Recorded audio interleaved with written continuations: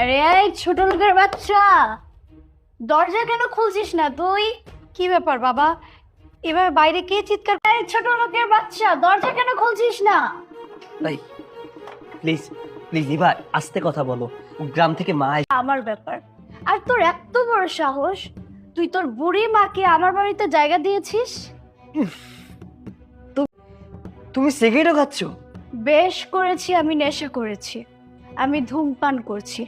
এখন সরে যা আমার সামনে থেকে। আমি কি তোর কথা শুনে কাজ করবো নাকি? সর।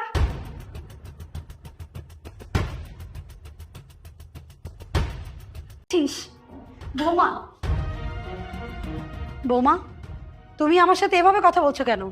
তুমি কি ভুলে গেছো এবার রাত বাজে 12টা, এত রাতে নেশা করে বাড়ি ফিরেছো? তুমি কি ভেবেছো আমি কিছুই বুঝি না? এই বুড়ি, আমি বেশ করে আমি বাড়িতে নেই, আর এই সুযোগে তুই তোর মাকে ভালো ভালো খাবার খাওয়াচ্ছিস? বলছি এইসবের টাকা কেমন?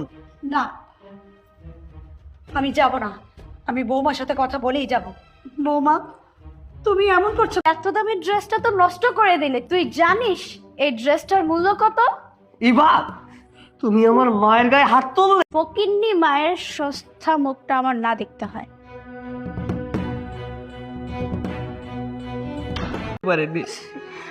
চলো মা, তোমাকে ঘরে পৌঁছে দিয়ে আসি। আসো। না বাবা, আমাকে রুমে দিয়ে সকালে উঠে আমি চলে যাব। মা, মা কথা শোনো, আমি আমার জীবনের সবচেয়ে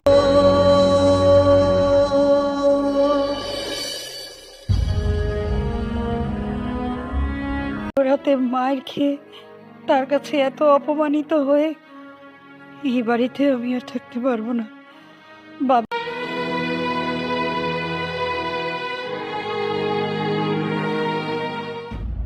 মা।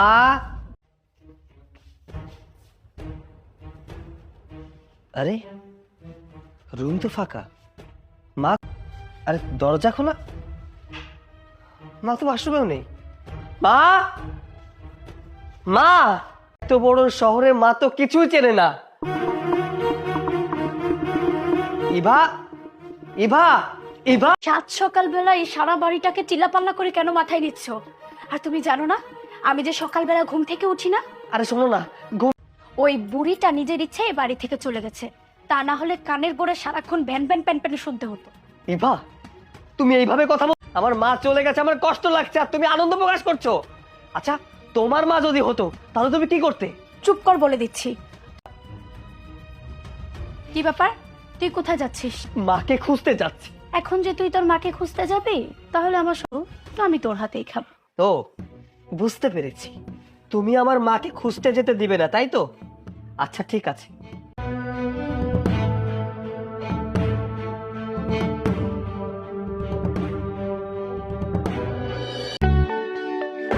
ইভা তুমি অফিসে বসে এসব কি করছো? অফিস করার নামেই ছেলে বন্ধু নিয়েই আমি তো ভেবেছিলাম তুমি মালিক, তোমার অনেকগুলা চাকর আছে। এখন তো এই চাকরটার কথা শুনে মনে হচ্ছে তোমাকে দুপুরের খাবারটা দিতে এসেছিলাম। বাইরের খাবার খেয়ে খেয়ে তুমি অসুস্থ হয়ে পড়ছো। চাকরের বাচ্চা চাকর, তুই আমার শরীর নিয়ে। আরে বাহ ইভা, তোর বাড়ির চাকর তো দেখে তোর অনেক সেবা করে। আচ্ছা শোন, এরকম তাহলে তুই নিতে পারিস তোর বাড়ির কাজগুলো করানোর জন্য। তুমি কি সত্যি বলছো? বাসায় গিয়ে অনেক ময়লা হয়ে আছে, উঠানটা একটু পরিষ্কার করে দিয়েছ। এতদিন এতভাবে অপমান করেছে, আমি কোনোদিন কিছু বলিনি। এই অপমান আমি আর সহ্য করতে পারছি না। এই তুই এখনো এখানে কেন দাঁড়িয়ে আছিস? তুই এক্ষুনি অফিস থেকে।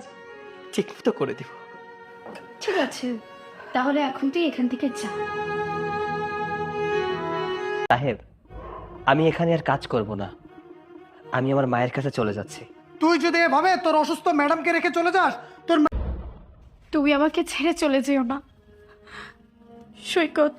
এখন তুমি ছাড়া আমাকে দেখার মতো আর কেউ নেই। আমার কাছে তো টাকা পয়সা বিষয় সম্পত্তি সবকিছুই আছে।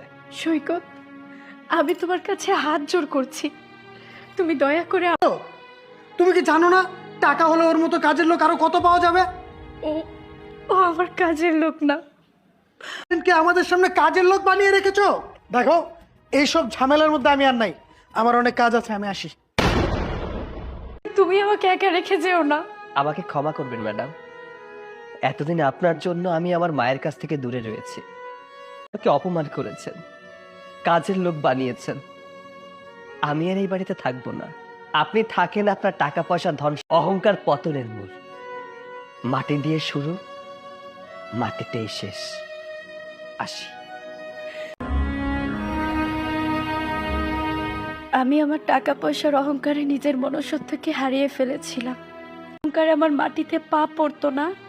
আজ সে টাকা পয়সাই আমার জীবন বাঁচাতে পারছে না। টাকা আছে, কিন্তু